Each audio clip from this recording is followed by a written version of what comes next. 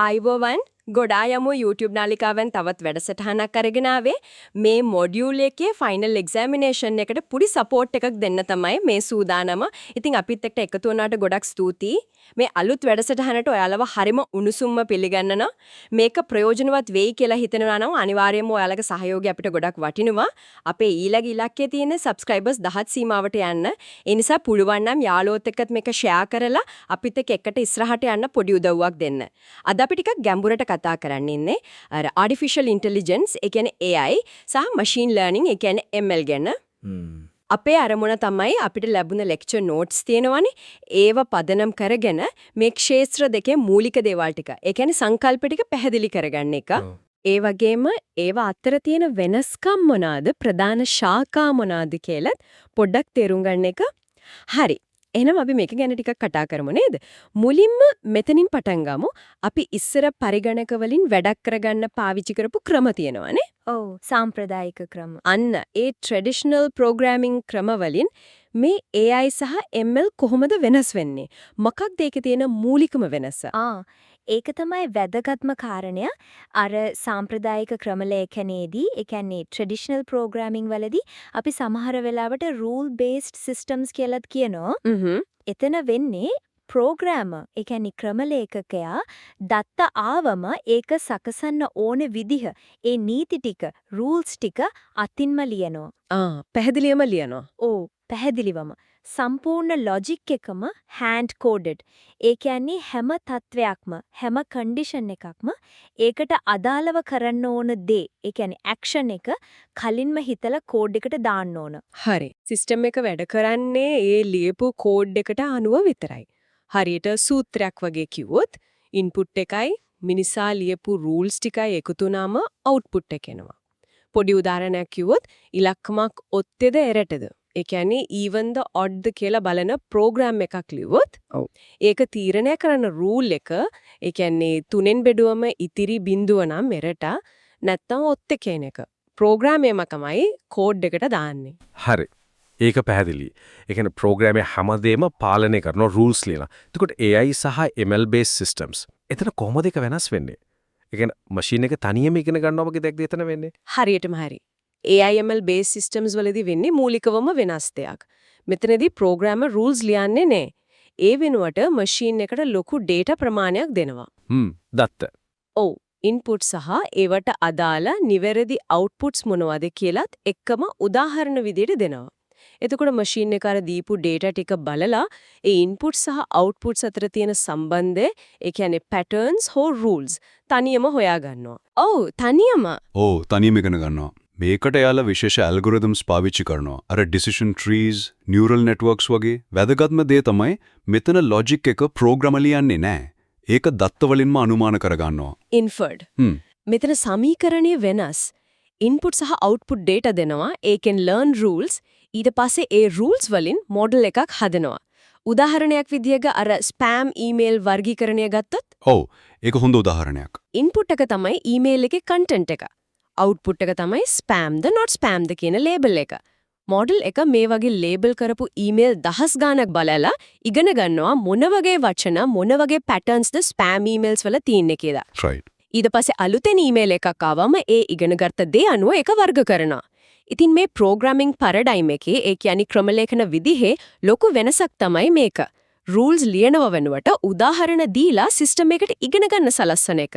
මේකෙන් පරිගණක වලට ගැටලු විසඳන්න පුළුවන් විදිය සම්පූර්ණයෙන්ම වෙනස් වෙලා තියෙනවා. ඒකනම් හරිම ඉන්ටරෙස්ටිං වෙනසක්. අපි නිතරම මේ ගැන කතා කරද්දී වචන වගයක් අහනවනේ. AI, machine learning, deep learning, generative AI මේවා එකිනෙකට සම්බන්ධ වෙන්නේ කොහොමද? එකක් ඇතුලේ තව එකක් තියෙනවා වගේද නැත්නම් වෙන වෙනම දේවල්ද? ඔව්. ඒක තේරුම් ගන්න ලේසිම විදිහ තමයි ලොකුම එකේ ඉඳන් පොඩි එකට එන එක. ලොකුම චිත්‍රය big picture තමයි artificial intelligence. ලොකුම එක. ඔව්.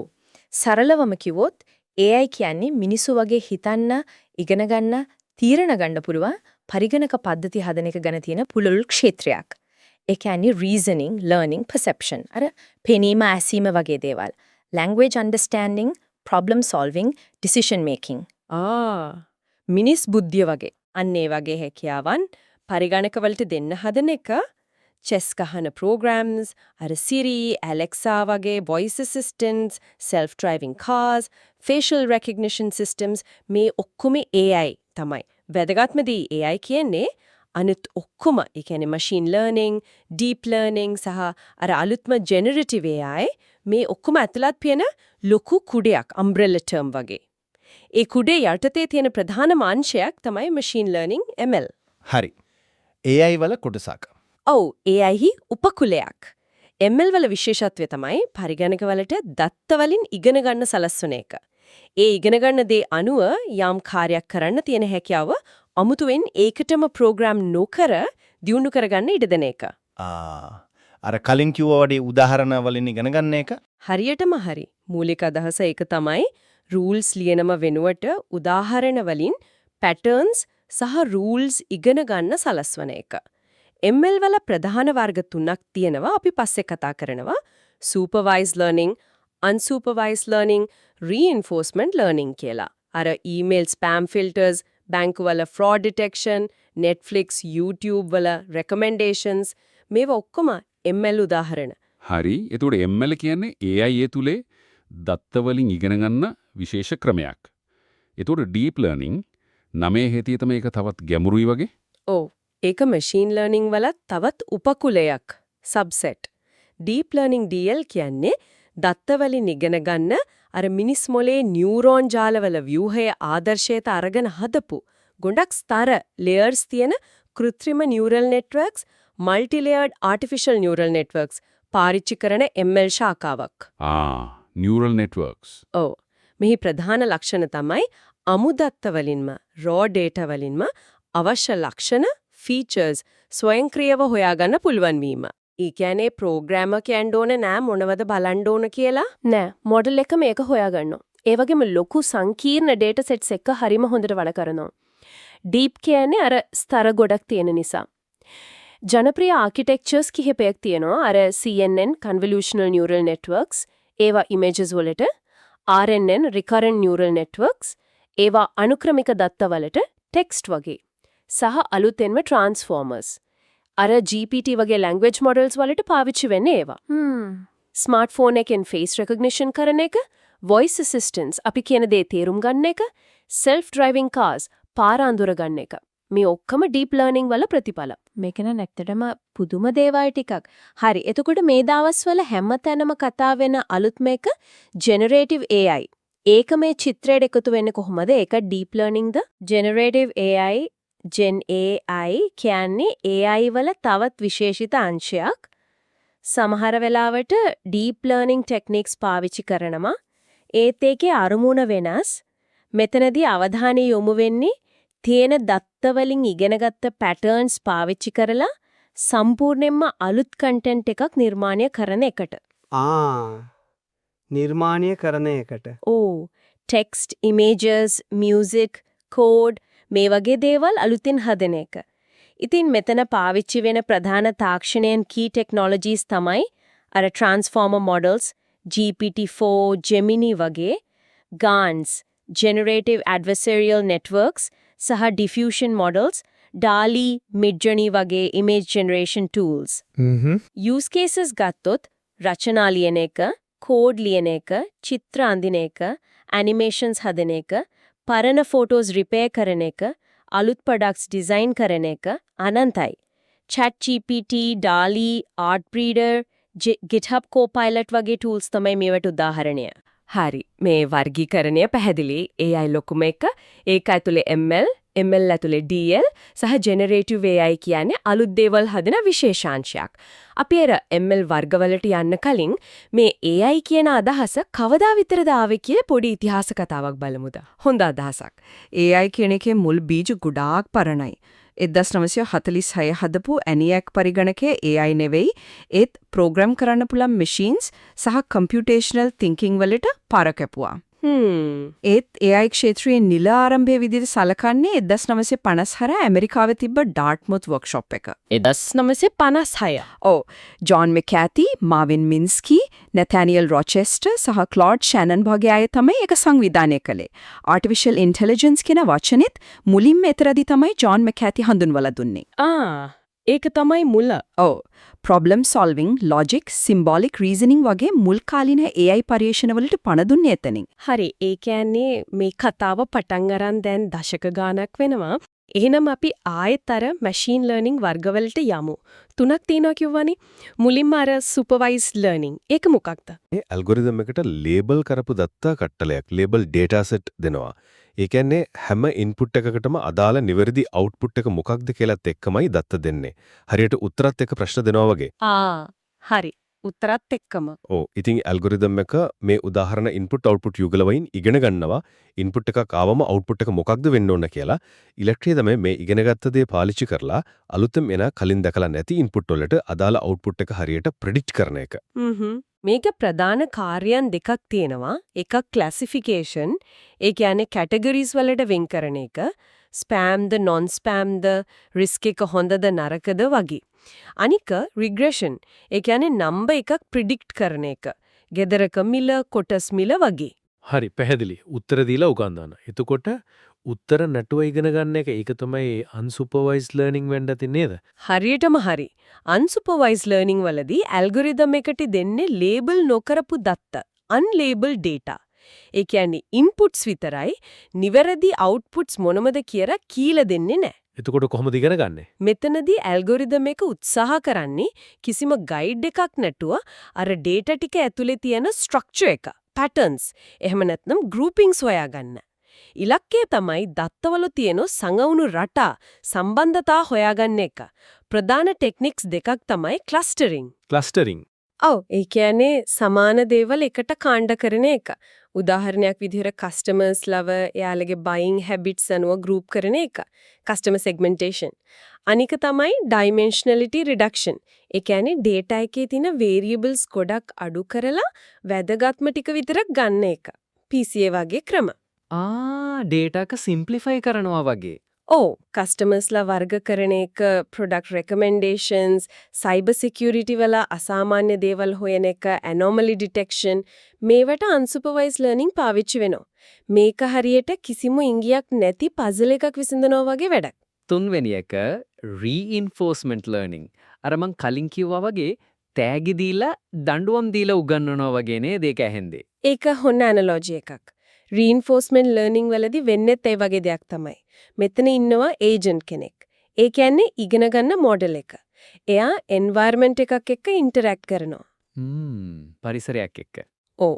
ඒජන්ට් කරන හැම ඇක්ෂන් එකකටම environment එකෙන් feedback එකක් එනවා. ඒක reward එකක්, tag එකක් හෝ penalty එකක් දඬුවමක් වෙන්න පුළුවන්.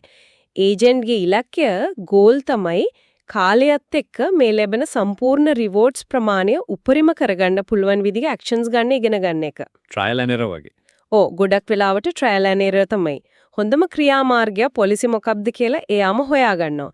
ගේම් AI මේකට හොඳම උදාහරණ. අර AlphaGo, Dota 2 bots වගේ. robotics වල රොබෝලට ඇවිදින්න, බඩු අල්ලන්න, traffic lights optimize කරන්නත් මේක පාවිච්චි වෙනවා. හරි. එතකොට සුපර්වයිස්ඩ්, අන්සුපර්වයිස්ඩ්, reinforcement. ML වර්ග තුන ඕක තමයි. අපි ආයෙත් deep learning පැත්තට ගියොත් අර neural networks ගැන කිව්වනේ ඒවායේ වර්ග ගැන කතා කරමු. CNNs. ඔව්, convolutional neural networks නැත්නම් CNNs මේවා විශේෂයෙන්ම හැදිලා තියෙන්නේ visual data. ඒ කියන්නේ images, videos වගේ දේවල් process කරන්න. computer vision වල රජා වගේ තමයි CNNs. images වලටම විශේෂයි. ඕ ගොඩාක් දුරට. යාලා වැඩ කරන්නේ image එක උඩ පොඩි filters, kernels slide කර ගිහින් image එකේ තියෙන පොඩි patterns, edges, shapes, textures වගේ දේවල් අඳුරගන්න එකෙන්. මේ පොඩි features එකතු කරලා තමයි ලොකු objects අඳුරගන්නේ නැත්නම් image එක classify කරන්නේ. ප්‍රධාන layers වර්ග තියෙනවා. convolutional layers features අඳුරගන්න, pooling layers size එක අඩු කරන්න, overfitting අඩු කරන්න, fully connected layers අන්තිම decision එක ගන්න. අර අතින් ලියපු ඉලක්කම් අඳුරගන්න MNIST project එක, face detection, medical image analysis බලට මේවා ගොඩක් පාවිච්චි වෙනවා. හරි. images වලට CNS. එතකොට අර text, speech, time series වගේ sequence එකට එන data. ඒවට මොකක්ද? අන්න ඒවට තමයි recurrent neural networks RNS ගැලපෙන්නේ. මොකද මේ sequential data වලදී data point එකේ තේරුම කලින් ආපු data points මතත් රඳා පවතිනවා. ඕඩර් එක වැදගත්. ඔව් වචනවල පිළිවෙල වගේ. හරියටම හරි.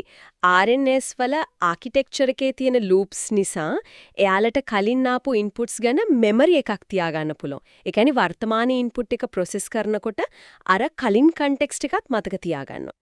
මතකයක් තියෙනවා. ඔව්. ඒ නිසා තමයි වාක්‍යයක ඊළඟ වචනේ ප්‍රෙඩික්ට් කරන්න, ස්පීච් ටු ටෙක්ස්ට් කරන්න, ස්ටොක් ප්‍රයිසස් ප්‍රෙඩික්ට් කරන්න RNS හොඳ. හැබැයි සාමාන්‍ය RNS වලට ලොකු සීක්වෙන්සස් වල මුල තියෙන දේවල් මතක තියාගන්න අමාරුයි. vanishing gradient problem එක. ඒකට විසඳුම් විදිහට තමයි LSTM long short term memory සහ GRU gated recurrent unit කියන variants ඇවිත් තියෙන්නේ. ඒවට මෙමරි එක හොඳට මැනේජ් කරන්න පුරුවා. ඒත් දැන් අර chat GPT වගේ දේවල් නිසා හැමෝම කතා වෙන්නේ transformers ගැනනේ. ඒක කොහොමද මේ RNS වලින් වෙනස් වෙන්නේ? ඔව් transformers තමයි දැනට NLP වල natural language processing වල state of the art. vision වලට දැන් පාවිච්චි වෙනවා.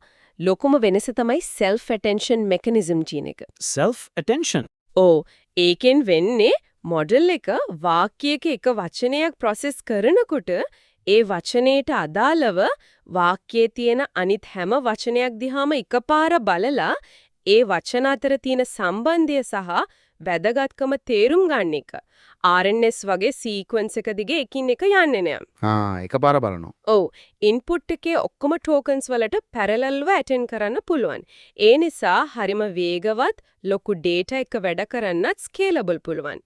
අද තියෙන ඔක්කොම වගේ large language models LLMs GPT series BERT T5 Gemini Claude Llama මේ ඔක්කොම පදනම් වෙලා තියෙන්නේ transformer architecture එක මත. ඒක තමයි එහෙනම් රහස. ඔව් ChatGPT Google Translation document summarization question answering මේ හැම බෙම පිටිපස්සේ ඉන්නේ transformers. හලි ආයෙත් අර ජෙනරේටිව් AI පැත්තට හැරුණොත් අලුත් දේවල් නිර්මාණය කරනවා කිව්වා. ඒක ටිකක් තව පැහැදිලි කරමුද? මොන වගේ දේවල්ද හදන්න පුළුවන්? ඔව් ඒක තමයි Gen AI වල magic එක. කලින් තිබ්බ data වලින් ඉගෙනගෙන ඒ වගේම පෙනුමක්, ශබ්දයක්, structure එකක් තියෙන ඒත් අලුත්ම content එකක් හදනවා.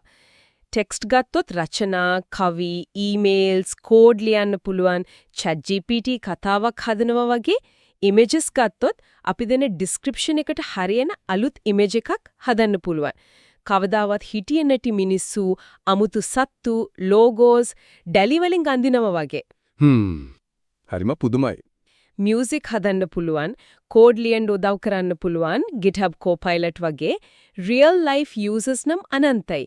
social media posts හදන එක, marketing visuals හදන එක, ළමින්ට essays ලියන්න උදව් කරන එක, අලුත් product designs හදන එක, entertainment වලට කතා, කවි ලියන එක ඕනතරම්. මේවරිය නිර්මාණ කරන්න පාවිච්චි කරන මොඩල්ස් මොනවද? අර ජෑන්ස් සහ ඩිෆියුෂන් මොඩල්ස් ගැන කිව්ව නේද? ඔව් ඒ දෙක තමයි ප්‍රධාන වශයෙන් කතා වෙන්නේ විශේෂයෙන් image generation වලදී. GANs generative adversarial networks කියන්නේ හරි interesting concept එකක්. මෙතන networks දෙකක් තියෙනවා. generator සහ discriminator දෙකක්. generator එක බොරු data උදාහරණයක් images හදනවා. discriminator එක උත්සාහ කරනවා ඒක බොරුද ඇත්තද කියලා අඳුරගන්න. මේ දෙන්න හරියට තරඟ කරනවා. generator උත්සාහ කරනවා discriminator ව නවත්තන්න, discriminator උත්සාහ කරනවා බොරුව අල්ලන්න. ඒකේ තමයි improve වෙන්නේ. ඔව්. කාලයත් එක්ක generator හදන දේවල් එන්නෙම real වගේ වෙනවා. photorealistic images, deep fakes, art හදන GANs පාවිච්චි වෙනවා, art breeder වගේ tools. අනෙක් ප්‍රධාන ක්‍රමය තමයි diffusion models. diffusion. ඔව්. ඒකදී වෙන්නේ මුලින්ම data එකට ටික ටික noise එකතු කරලා ඒක සම්පූර්ණයෙන්ම noise කරනවා. ඊට පස්සේ model එක ඉගෙන ගන්නවා ඒ noise එක අයින් කරලා ආපහු මුල් data එක හදා ගන්න. මේ process එක reverse කරන්න ඉගෙන ගත්තම model එකට පුළුවන් random noise එකකින් පටන් අරන් අලුත්ම high quality data විශේෂයෙන්ම images හදන්න. අර DALL-E 2, Midjourney, Stable Diffusion වගේව පදනම් වෙලා තියෙන මේ diffusion technique එක මත. හරි. මේ models හරීම බලවත්. ඒත් අපි මේ chat GPT හරි DALL-E හරි වගේ tool එකක් පාවිච්චි කරනකොට අපිට ඕන දේ හරියටම ගන්න නම් අපි ඒකට දෙන instruction එක, ඒ කියන්නේ prompt එක ගොඩක් වැදගත් වෙනව නේද? මොකද්ද මේ prompt engineering කියන්නේ? ඔව් ඒක දැන් හරීම ක්‍රිටිකල් ස්කිල් එකක් වෙලා prompt එකක් කියන්නේ සරලවම අපි අර AI tool එකට දෙන instruction එක, question එක. prompt engineering කියන්නේ අර tool එකෙන් අපිට අවශ්‍යම කරන useful high quality output එකක් ගන්න පුළුවන් විදියට පැහැදිලි effective prompts ලියන skill එක. ඒකත් skill එකක්. අනිවාර්යෙන්ම. මොකද output එකේ quality එක depend වෙන්නේ prompt එකේ quality එක මත. better prompt is equal better output. එතකොට හොන්න prompt එකක් ලියන්නේ කොහොමද tips මොනවද වෙන්න? අපිට ඕන මොකක්ද කියලා හරියටම කියන්න. දෙවෙනි එක අපිට ඕන style එක formal ද casual ද tone එක funny ද serious ද format එක bullet points ද paragraph ද කියන එක සඳහන් කරන්න එක. තුන්වෙනි එක අවශ්‍ය නම් AI එකට guide එකක් විදිහට examples දෙකක් prompt එකටම දාන්න එක. එහෙනම් අද කතා කරපු දේවල් ඔක්කොම එකට ගත්තම අපි ට්‍රැඩිෂනල් ප්‍රෝග්‍රෑමින් වලින් පටන් ගන්න AML වෙනස දැක්කා. ඊට පස්සේ අර AI ෆැමිලි එක ML DL generative AI ඒ හයරාකි එක තේරුම් ගත්තා. ML වර්ග 3යි DL වල ප්‍රධාන මොඩල්ස් වන CNS, RNS සහ විශේෂයෙන්ම transformers ගැන කතා කළා. ඔව්. අන්තිමට අර අලුත් දේවල් හදන generative AI සහ ඒකත් එක්ක වැඩ කරන්න ඕන prompt engineering ගැනත් බලුවා. මම හිතන්නේ මෙතන key takeaway එක, ඒ කියන්නේ ප්‍රධානම පණිවිඩය තමයි මේ technologies කොහොමද data වලින් ඉගෙනගෙන tasks perform කරන්නේ, problem solve කරන්නේ සහ කලින් හිතාගන්න බැරි විදිහට අලුත් දේවල් create කරන්න කියන එක. මේක ඇත්තටම intelligent systems හදන විදිහේ fundamental shift එකක්. අන්තිමට ආගෙන ඉන්න අයට පොඩ්ඩක් හිතන්න දෙයක් එක්ක නවතිමු නේද? හොඳයි. මේ ජෙනරේටිව් AI මිනිස්සු හදන නිර්මාණ වගේම සමහර විට ඊටත් වඩා හොඳට content හදන්න දක්ෂ වෙනකොට මේට ක්‍රියේටිවිටි කියන දෙයට කොහොම බලපාවිද? අනාගතයේදී අපි ඇත්ත මිනිහෙක් හදපු දෙයකට දෙන value එක AI එකක් හදපු දෙයකට සාපේක්ෂව වෙනස් වෙයිද? ඒක නිකමට හිතන්න දෙයක්. එසේනම් අදට අපිට වෙන් කරපු කාලය මෙතනින් ඉවර දෙනවා. ෆයිනල් එක්සැමිනේෂන් එකට සූදානම් වෙන හැමෝටම මේ කතා කරපු දේවල් උදව්වක් වෙයි කියලා අපි හිතනවා. අනිවාර්යයෙන්ම all the best. ගොඩ යමු නාඩි කාලත් එක්ක එකතු වෙලා හිටියට ආයෙමත් සරයක් ගොඩක් ස්තුතියි.